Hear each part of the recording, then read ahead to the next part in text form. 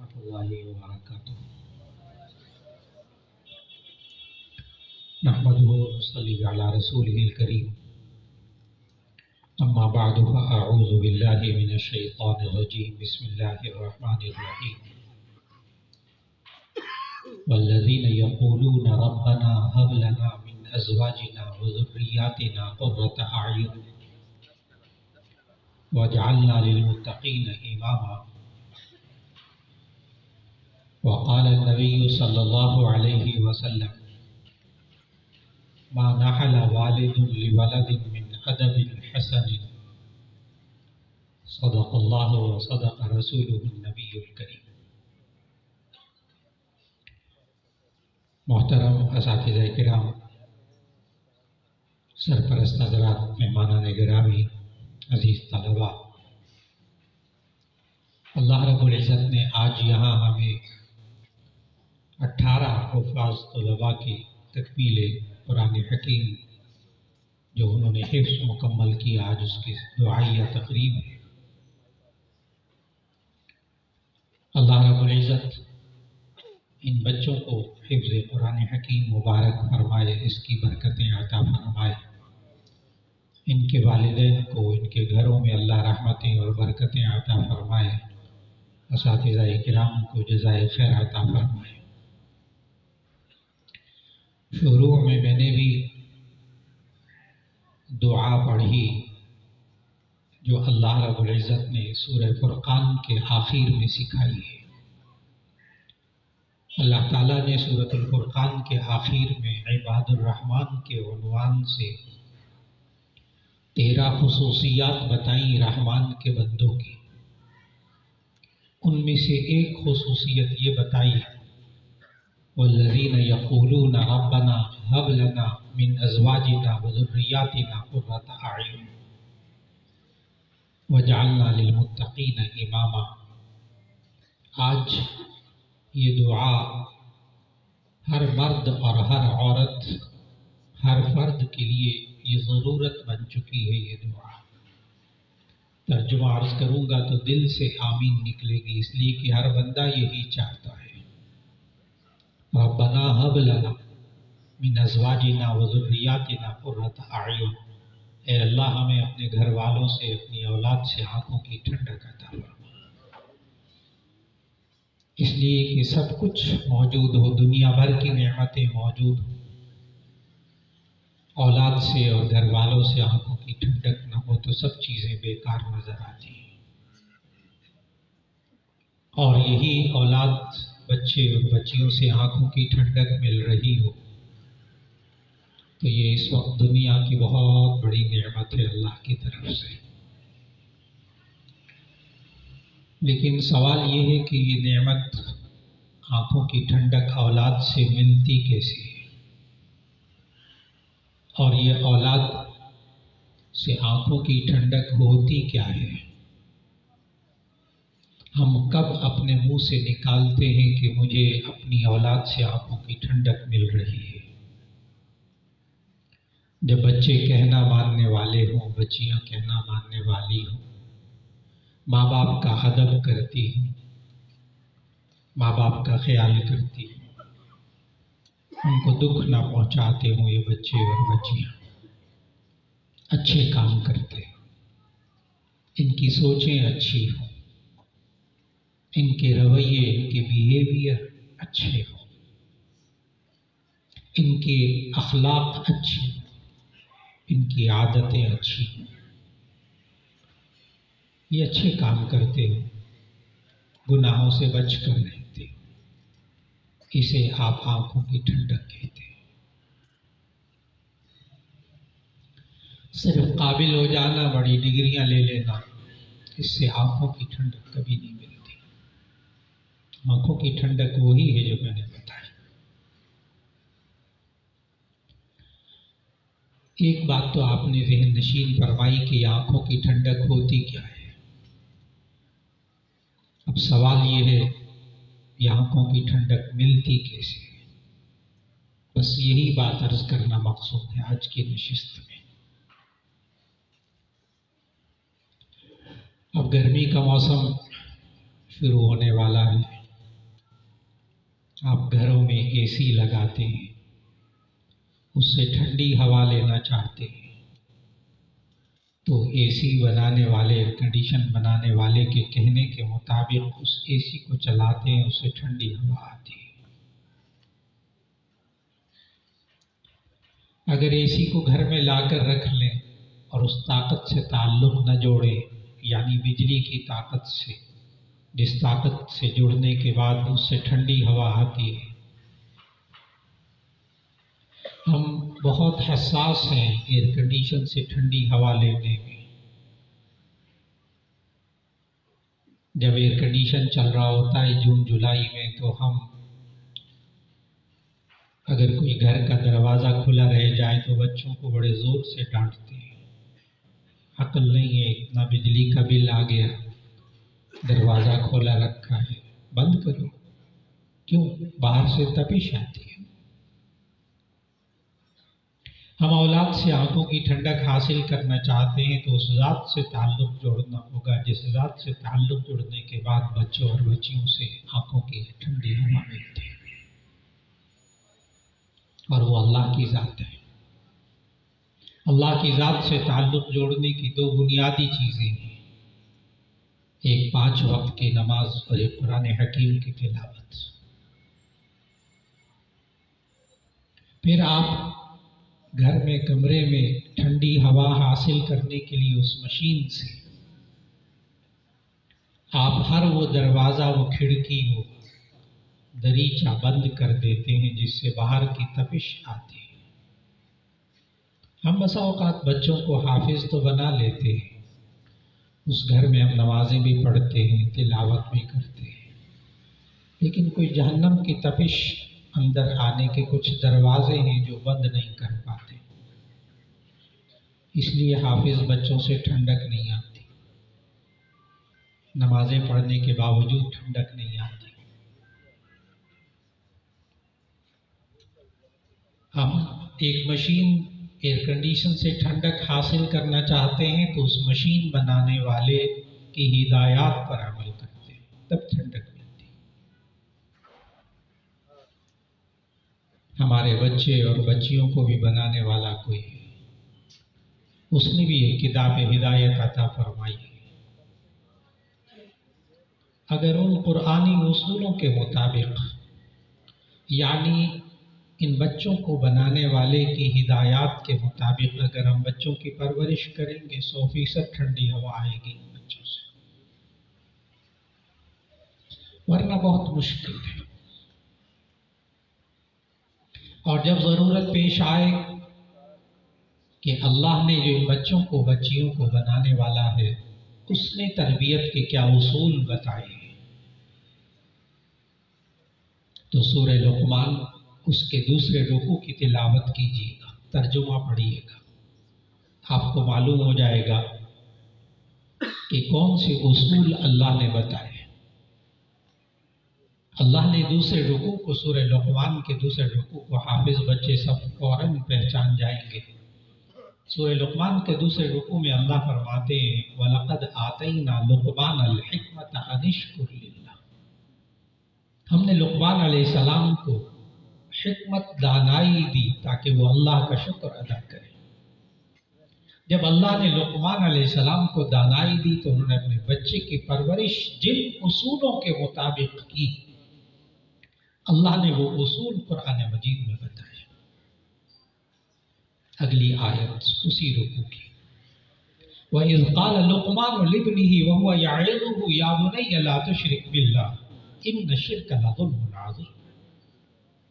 پہلی نصیحت، پہلا کام بچے کی تربیت کرتے ہوئے بچے کے ایمان پر محنت۔ وَإِذْ قَالَ لُقْمَانُ لِابْنِهِ وَهُوَ يَعِظُهُ يَا بُنَيَّ لَا تُشْرِكْ بِاللَّهِ۔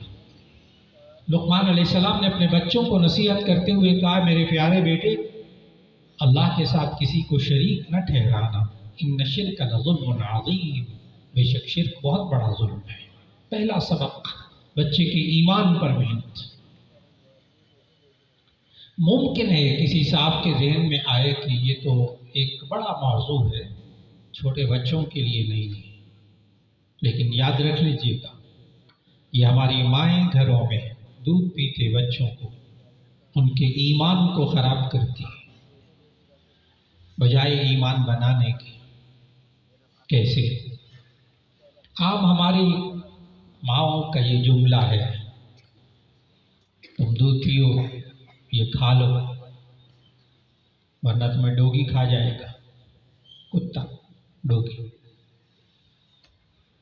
تم یوں کرو ورنہ بھالو آ جائے گا، تم یہ کام کرو ورنہ میں تمہیں ڈارک روم میں بند کر دوں گی، اندھیرا کمرہ۔ ابھی میں نے بہت مثال دی ہے، بس ایک دو تین۔ یہ مائیں آج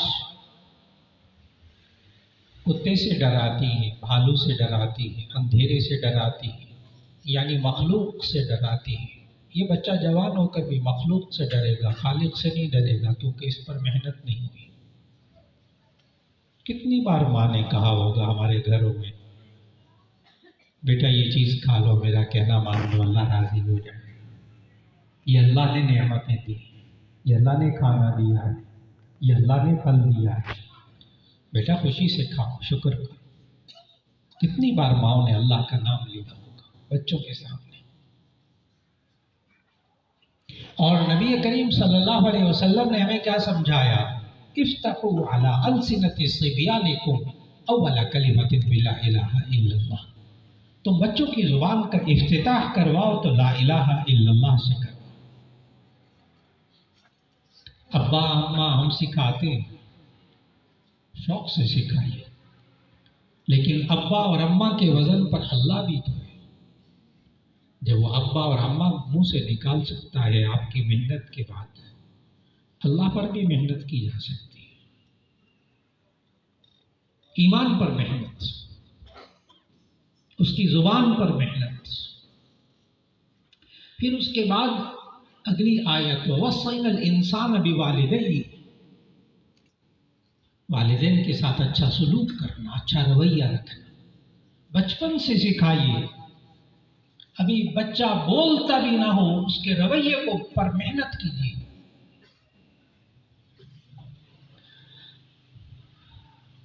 اعزہ میں سے، عزیزوں میں سے ایک صاحب، ماشاءاللہ اللہ نے بیٹا دیا، تھوڑا سا بڑا ہوا، ابھی بولتا نہیں تھا۔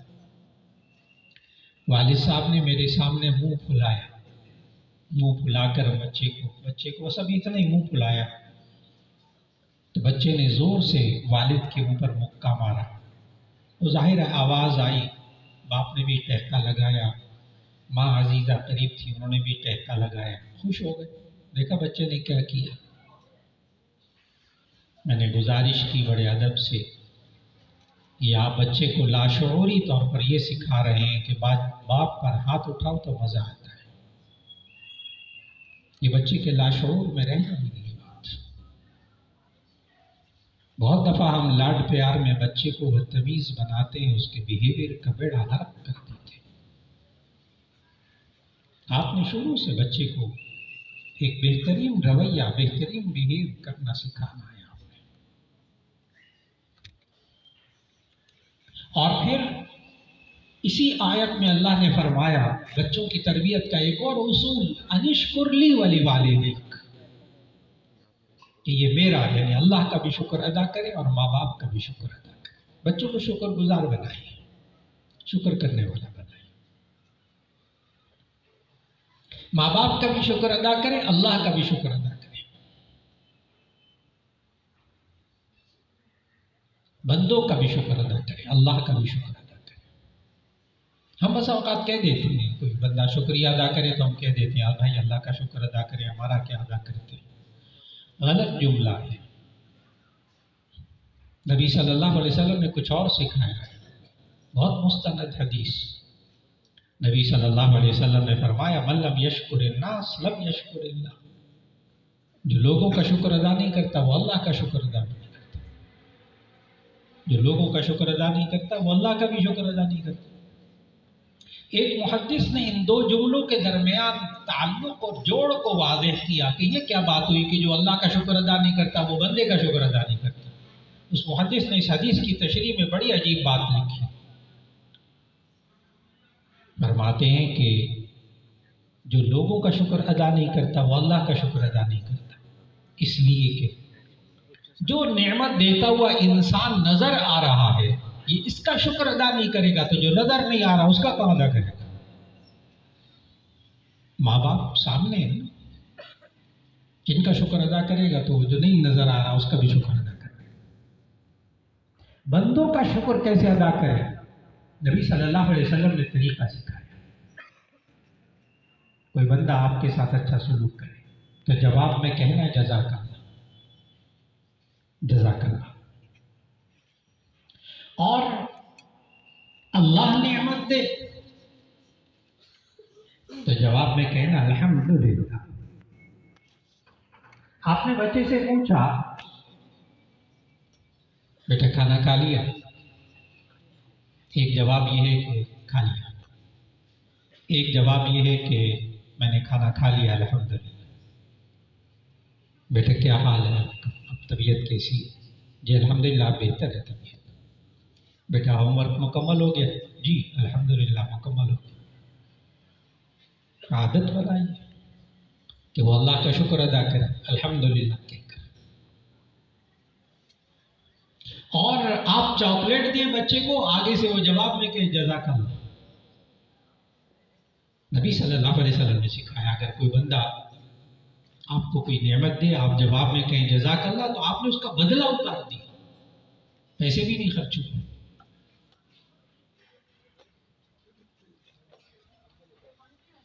اور پھر اگلا جملہ سکھایا، اور میں یہ عرض کر دوں کہ یہ صرف اداروں کا کام نہیں، درسگاہوں کا کام نہیں، درسگاہوں کی بہت بڑی ذمہ داری ہے، لیکن ماں باپ کو بیچ میں انوالو ہونا پڑے گا تربیت کے اندر۔ یہ تربیت کیا ہوتی ہے؟ ہم کیسے پرورش کریں اپنے بچوں کی جو ان سے آنکھوں کی ٹھنڈک ملے؟ ان کو شکر گزار بنائیے گا۔ ایسا نہ ہو کہ جوان ہو جائیں تو جوان ہونے کے بعد اگر ہم نے شکر پر محنت نہیں کی نا تو یہ جوان ہونے کے بعد ہمارے سامنے کھڑے ہو کر کہیں گے کیا کیا آپ نے ہمارے لیے؟ لاکھوں روپے آپ نے خرچ کر دیا ان کی تعلیم پر، ان کے لباس پر، پتہ نہیں کس کس چیز پر۔ بڑے ہو کر وہ شکرہ، محنت نہیں ہوئی۔ بچوں کو شکر گزار بنائیے، عادت ڈالیے الحمدللہ اور جزاک اللہ کہنے کا۔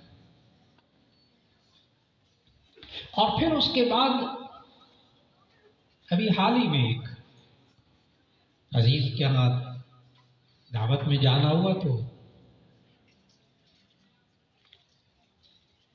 مجھے اس بزرگ دیکھ کر کہا کہ آپ پہلے سالن ڈالیے۔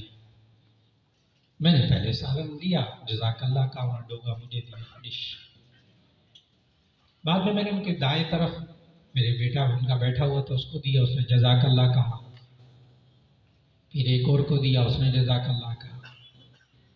5 بیٹے ان کی، چھوٹا ایک بالکل ہی چھوٹا، ابھی بولتا نہیں تھا زیادہ، اسکول گوئنگ نہیں تھا زیادہ۔ اس کو میں نے جان بوجھ کے نا وہ کباب پڑا تھا پلیٹ میں نے کہا بیٹا یہ آپ کباب لو۔ جب میں نے اس کو کباب دیا وہ آگے سے بولے جزاک اللہ۔ میں نے ان کے والد کی طرف منہ کر کے کہا محنت ہوئی ہے۔ جواب میں والد سمجھ گئے، والد نے کہا کوئی محنت نہیں ہوئی۔ میں نے کہا محنت ہوئی؟ کہنے کہ نہیں کوئی محنت نہیں ہوئی۔ میں نے کھانا روک دیا، میں نے کہا کھانا بعد میں کھاؤں گا، پہلے اصل بات بتاؤ۔ میں نے آج ایک نظارہ دیکھا، والد کہنے لگے، اب غور سے سنیے، والد کہنے لگے کہ اصل میں ہم دونوں کی جب شادی ہوئی تو ہم دونوں کی یہ عادت تھی، بیوی مجھے صبح پراٹھا دیتی، میں کہتا جزاک اللہ، وہ آملیٹ دیتی ناشتے میں کہتا جزاک اللہ، وہ چائے دیتی، میں کہتا جزاک اللہ، بیوی کہتی یہ ذرا مجھے شوگر پاٹ پکڑا ہے، میں نے چینی ڈالنی ہے، میں شوگر کی پاٹ دیتا تو وہ آگے سے وہ کہتی جزاک اللہ، پہ چمچہ دیتا اس کو جزاک اللہ۔ جب بچے ہوئے ہمارے گھروں میں نے دیکھا ماں باپ آپس میں یہ کہتے ہیں، انہوں نے بھی جزاک اللہ کہتے ہیں، ہم نے کوئی محنت نہیں کی۔ میں نے کہا بڑی محنت ہوئی، پہلے ماں باپ کو خود لائن پر آنا پڑے گا تربیت کے لیے، ان کو انوالو ہونا پڑے گا، آپ کو پھل ملے گا، پھل ملے گا۔ اور پھر اگلی آیت یا بنیا انہا ان تک مثقال حبۃ من خردل فتکن فی صخرۃ او فی السماوات او فی الارض یأتی بها اللہ ان اللہ لطیف خبیر۔ اے میرے پیارے بیٹے، لقمان علیہ السلام اپنے بچے کو سمجھا رہے ہیں، اے میرے پیارے بیٹے، اگر زمین و آسمان اور چٹانوں کے اندر بھی کوئی رائی کا دانے کے برابر بھی کوئی ذرہ ہو تو اللہ اس کو بھی جانتا ہے، اللہ کو خبر رکھنے والا ہے، بڑا مہربان ہے، اللہ دیکھ رہا ہے بچوں کو پر محنت، اللہ دیکھ رہا ہے۔ شیخ سعدی رحمۃ اللہ علیہ کہتے ہیں کہ ایک استاد نے اپنے بچوں پر محنت کی کہ اللہ دیکھ رہا ہے۔ ذہن میں رکھیے گا، یہ یقین کسی اور کے بارے میں ہم سب کے دلوں میں ہے، یہ یقین کسی اور کے بارے میں ہم سب کے دلوں میں ہے۔ جیسے چوراہے میں اگر پولیس والا کھڑا ہو، سوال ہی پیدا نہیں ہوتا ہم کبھی کراس کریں، دیکھ رہا نہ موجود ہو پھر کچھ کر لیتے ہیں۔ استاد نے محنت کی بچوں پر، تربیت کی، اور پھر ان کا پریکٹیکل لیا۔ شیخ سعدی لکھتے ہیں کہ ہر بچے کو انہوں نے ایک کبوتر دیا اور کہا جاؤ وہاں ذبح کر کے لانا، جہاں کوئی دیکھ رہا چھپ کر ذبح کرنا۔ سارے بچے ذبح کر لائے سوائے ایک بچے کے۔ ہر بچے نے آ کے اپنی اپنی کہانی سنائی، میں کہاں جا کے چھپ کے ذبح کر کے لے کر آیا۔ ایک بچہ جو زندہ کبوتر واپس لے آیا، اس کو استاد صاحب نے ڈانٹا، اللہ کے بندے آپ کو کوئی جگہ نہیں ملی تھی، سارے ذبح کر کے لے آئے۔ تو اس بچے نے جواب دیا کہ استاد محترم، آپ نے فرمایا تھا وہاں ذبح کر رہا جہاں کوئی نہ دیکھ رہا ہو، میں جہاں جاتا تھا وہاں اللہ دیکھ رہا ہوتا تھا، اس لیے زندہ واپس لے آیا۔ تو استاد نے جواب میں کہا تھا ایک پاس باقی پھر، ایک پاس باقی پھر، اللہ دیکھ رہا ہے۔ ہم عام طور پر معاشرے میں استاد کا ڈر پیدا کرتے ہیں، ماں کا ڈر، باپ کا ڈر پیدا کرتے ہیں، جہاں تینوں نہیں ہوتے وہاں وہ پٹڑی سے اتر جاتا ہے۔ اور اگر اللہ دیکھ رہا ہے، اس پر محنت ہو، انشاءاللہ اس پر فرق پڑے۔ اگلی آیت، یا بنی اقم الصلاۃ وامر بالمعروف وانھ عن المنکر واصبر علی ما اصابک ان ذلک من عزم الامور۔ یا بنی اقم الصلاۃ، اے میرے پیارے بیٹے تو نماز قائم کر۔ علماء ماشاءاللہ تشریف فرمائے، میں دیکھ رہا ہوں پی ایچ ڈی ڈاکٹرز تک تشریف فرمائے ماشاءاللہ۔ آپ حضرات بھی سمجھ جائیں گے یا وہ نہیں ہے، اس کا کسی کا ترجمہ پڑھیں، سب نے یہی ترجمہ کیا، اے میرے پیارے بیٹے، اس لیے کہ یہ بنیا ابن کی تصغیر ہے، پیار سے کہتے ہیں عربی میں، یا بنیا اے میرے پیارے بیٹے، اقیم الصلاۃ، نماز قائم کر، پیار سے کہنا ہے۔ ہمارے معاشرے میں کچھ عجیب سا رویہ ہے، ہم مذہبی لوگوں کا، دیندار طبقے کا، جب ہم دنیا سکھاتے ہیں ہمارا رویہ، ہماری ترتیب کچھ اور ہوتی ہے، اور جب ہم دین سکھاتے ہیں تو ہماری تربیت کچھ اور ہوتی ہے۔ جب ہم دین سکھانا چاہتے ہیں تو ہمارا لہجہ یہ ہوتا ہے، جھوٹ مت بولا کرو، سچ بولا کرو، ہمارا لہجہ نہیں ہوتا ہے، ڈانٹ کر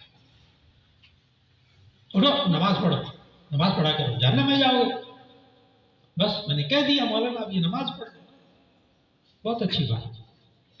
کیا آپ نے بچے کو چلنا اسی طرح سکھایا تھا، کھانا کھانا اسی طرح سکھایا تھا، لکھنا اسی طرح سکھایا تھا، کہ یہ بچہ چھوٹا ہوتا لیٹا رہتا تھا پھر کرالنگ کرنے لگا، ایک دن آپ نے ڈانٹ کے اس کو کہا چلا پھرا کرو تم بڑے ہو گئے ہو، ایک دفعہ ڈانٹا آج تک چل رہا ہے؟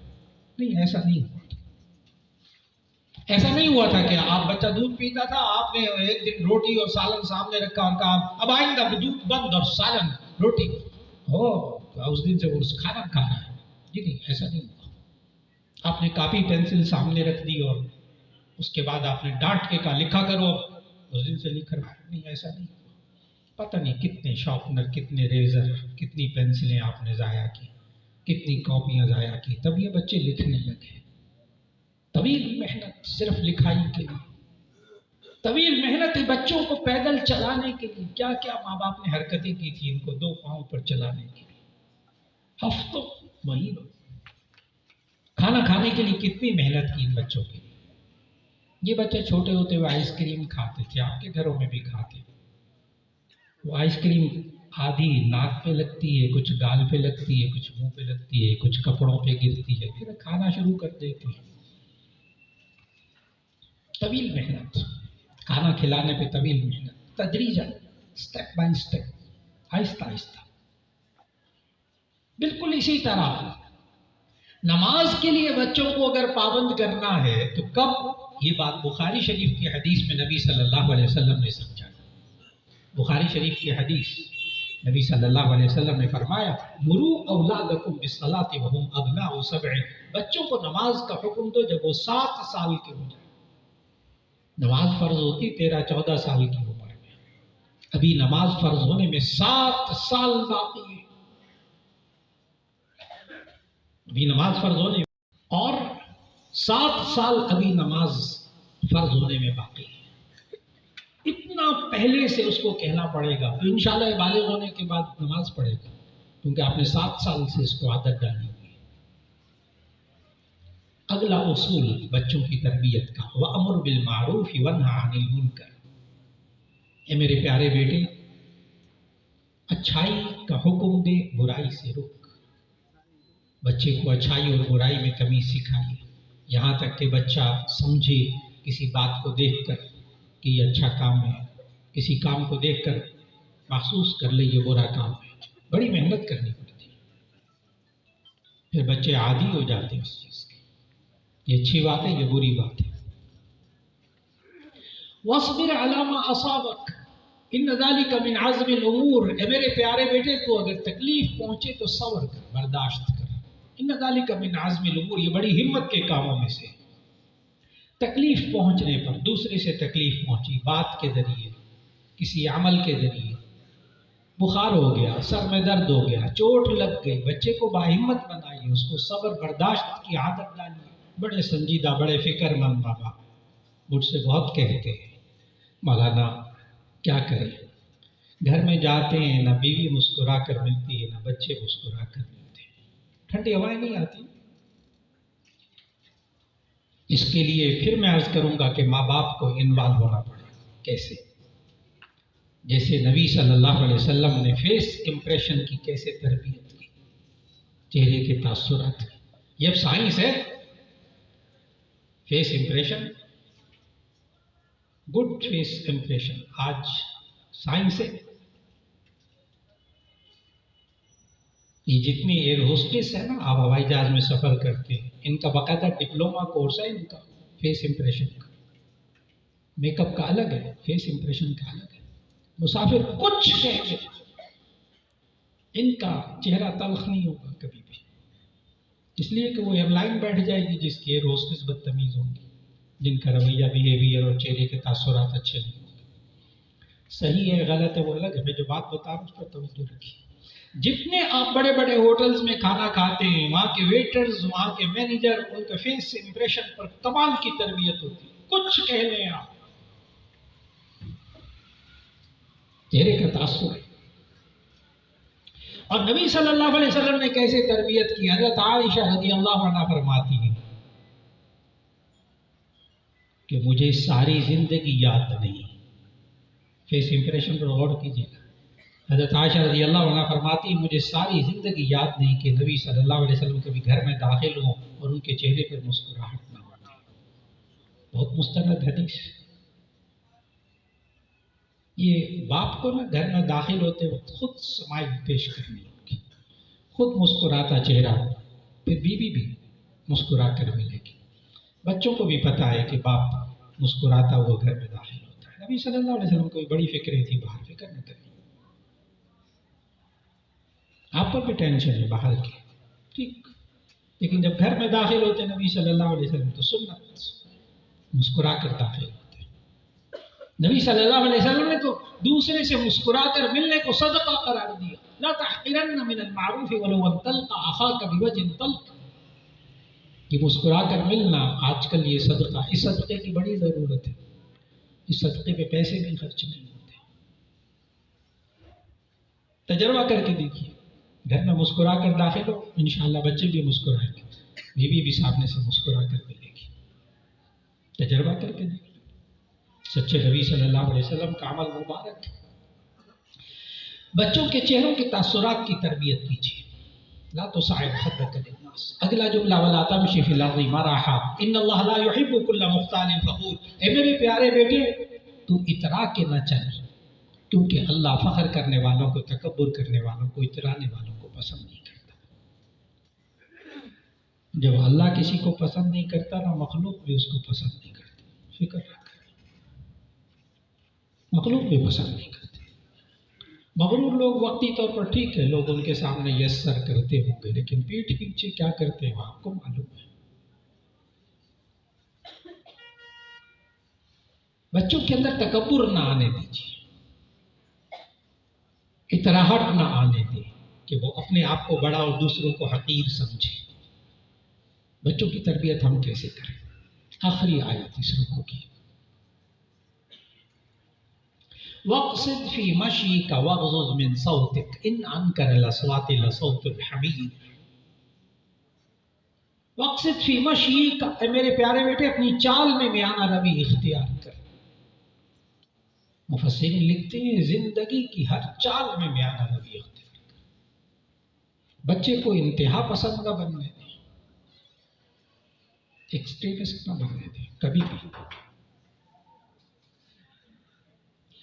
نبی صلی اللہ علیہ وسلم کو عبادات کے اندر بھی انتہا پسندی اچھی نہیں لگتی تھی.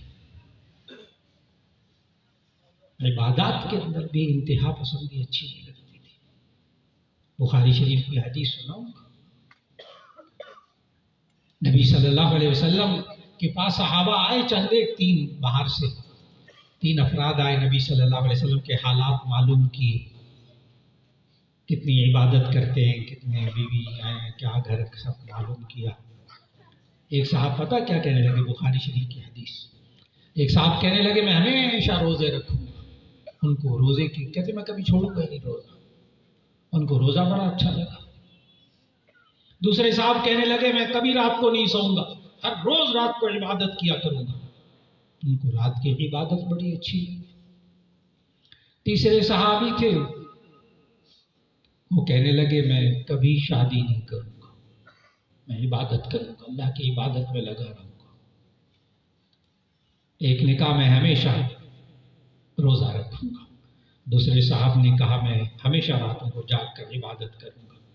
تیسرے صاحب نے کہا میں کبھی شادی نہیں کروں گا. ان تینوں کی بات بخاری شریف کی حدیث میں موجود ہے. ان تینوں کی بات نبی صلی اللہ علیہ وسلم کو پتہ لگ گئی. نبی صلی اللہ علیہ وسلم نے فرمایا تم لوگ مجھ سے نیکی میں آگے نہیں بڑھ سکتے. ان لنفسک علیک حقا، بخاری شریف کے الفاظ، ان لنفسک علیک حقا وان لزوجک علیک حقا. تمہاری جان کا بھی تم پر حق ہے، تمہارے بیوی بچوں کا بھی تم پر حق ہے. معاشرتی انسان بن کر زندگی گزارے. انسان مزاج میں انتہا پسندی نہ ہو، اعتدال. بچے کے شروع میں اعتدال رکھیں. کھانے میں اعتدال، پینے میں اعتدال، سونے میں اعتدال، پڑھنے میں اعتدال. پڑھنے میں بھی ایکسٹریمسٹ جو ہوتے ہیں نا بچے، میں تو 6 مہینے سے سویا نہیں، میں تو اتنا پڑھتا رہا تب جا کے کہیں ڈاکٹر بنا ہوں، انجینئر بنا ہوں، فلاں بنا ہوں. الحمدللہ 30 سال کالج یونیورسٹیز میں پڑھاتا رہا اور مختلف بورڈز اور یونیورسٹی کے کانوکیشن میں جانا ہوتا ہے. وہاں چونکہ میرا 35 سال سے 40 سال سے میڈیا سے تعلق ہے، T V, radio, printing media سارا اس میں، وہاں ہم انٹرویو بھی کرتے ہیں. مجھے آج تک کسی کانوکیشن میں پوزیشن لینے والا بچہ یا بچی نہیں ملا جن سے انٹرویو کیا ہم نے کہا پھر تو آپ سوتے ہی نہیں ہوں گے، اتنا پڑھتے ہوں گے، آپ کو سب کچھ یاد تھا، اتنے فیصد نمبر، اتنے پرسنٹ نمبر لیے. کسی بچے نے آج تک مجھے یہ نہیں کہا. ہر ایک نے یہی کہا میں وقت پہ پڑھتا تھا، وقت پہ سوتا تھا، وقت پہ کھاتا تھا. اس لیے کہ جو نارمل بچے ہوتے ہیں وہی آگے بڑھنے والے ہوتے ہیں. یہ جو ہم بچوں کو اب نارمل بنا لیتے ہیں نا، ایکسٹریمسٹ پڑھائی کے اندر بس نمبر لے لیتے، بند کمرے میں بس کھانا بھی تمہیں ٹرے میں جائے گا، وہاں فکر نہ کرو، امتحان دو، نمبر لے لیتے ہیں. یہ قابل بچے نہیں ہوتے. قابل بچوں کو انسان بن کر پالیے، معاشرتی انسان بنائیے، میل جول بھی ہو، گھروں میں آنا جانا بھی ہو، کھیل بھی ہو. पढ़ाई भी हो, खाना भी, इत्तेदाल, वक्त से थी वशी का। बच्चों के मिजाज में इत्तेदाल पैदा कीजिए। वग़्ज़ुज़ मिन सौतिक, आखिरी नसीहत हजरत लुक़मान अलैहिस्सलाम की इस रुकू के अंदर, वग़्ज़ुज़ मिन सौतिक, ए मेरे प्यारे बेटे अपनी आवाज़ को धीमा रख, आहिस्ता आवाज़। ठीक है, आपने तकरीर करनी है, नात सुनानी है, बोलना है, लेक्चर देना ऊंची आवाज़ से, लेकिन माँ बाप के सामने आम नॉर्मल जिंदगी में आहिस्ता आवाज़ से बात कीजिए। अभी लाहौर के बहुत बड़े चाइल्ड स्पेशलिस्ट वो बताने लगे, मुझे बहुत बड़े डॉक्टर, आप में से अक्सर उनको पहचानते हैं, कहने लगे कि बड़े पढ़े लिखे माँ बाप अपने 6-7 साल के बच्चे को हमारे पास लाए और कहा डॉक्टर साहब ये कोई साइको केस हो गया है, नफ्सियाती केस हो गया है, ये ना हर बात में कोई चीज मांगता है तो चीख कर मांगता है, पानी भी मांगता है तो चीख कर मांगता है, कॉफी भी मांगता है चीख कर मांगता है। डॉक्टर साहब ने कहा अच्छा आप बच्चे को तो बाहर लॉन में भेजिए बेटा, आप जाकर वहाँ खेलें। माँ बाप को लेकर डॉक्टर साहब कहते हैं मैं बैठ गया, मैंने सारा अच्छी तरह उनका इंटरव्यू लिया। लेने के बाद पता चला कि बाप के जब सुबह बाप को नाश्ता नहीं मिलता था ना, तो पहले वो आराम आराम से कहता था नाश्ता दे दो, जल्दी दे दो, देर हो रही है। फिर वो चीख कर कहता था नाश्ते का, फौरन नाश्ता नहीं। फिर उसके कपड़े इस्त्री नहीं होते थे तो वो आराम आराम से कहता था तो नहीं होता था, जब वो चीख कर कहता था तो फौरन कपड़े इस्त्री हो जाते थे। और जब घर में दूध और सौदा और ग्रॉसरी नहीं आता था तो माँ पहले तो आहिस्ता आहिस्ता कहती थी, जब चीख कर बोलती थी तो दूध भी आ जाता था, गोश्त भी आ जाता था, डबल रोटी अंडे भी फटाफट आ जाते थे। बच्चे ने ये समझ लिया कि चीख कर बोला जाए तो काम जल्दी हो जाता है। डॉक्टर साहब कहते हैं मैंने उनके माँ बाप को कहा कि आपको टेक्निक इस्तेमाल करनी पड़ेगी अब, और वो ये है कि अब आप दोनों ने बच्चे के सामने चीख कर नहीं बोलना। नंबर 2, अब बच्चा कोई चीख कर कोई चीज मांगे तो उसको वो चीज बिल्कुल नहीं देनी, और साथ ही ये जुमला कहना है बेटा आहिस्ता आवाज में मांगो फिर चीज मिलेगी, चीख कर मांगोगे नहीं मिलेगी। डॉक्टर साहब कहते हैं 1 हफ्ते में वो बच्चा वापस आ गया, बगैर दवाई के, बगैर मेडिसिन। तरबियत और माँ बाप को इन्वॉल्व होना पड़ेगा इस तरबियत के अंदर, सिर्फ इदारों पर इन्हिसार नहीं करना होगा।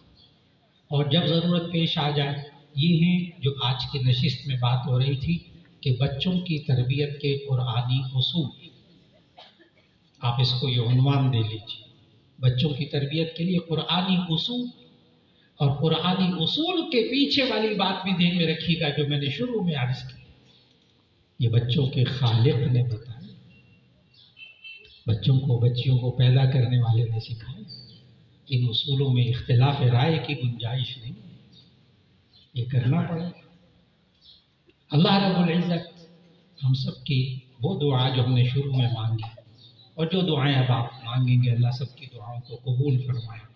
ख़ास तौर पर सूरह फुरक़ान के आखिर में आने वाली दुआ बहुत मांगा कीजिए, रब्बना हब लना मिन अज़वाजिना व ज़ुर्रिय्यातिना क़ुर्रता अ'युन। ए अल्लाह हमें अपने घर वालों से, अपने बच्चों से आंखों की ठंडक अता फरमा। व आखिर दावाना अनिल हम्दुलिल्लाहि रब्बिल आलमीन।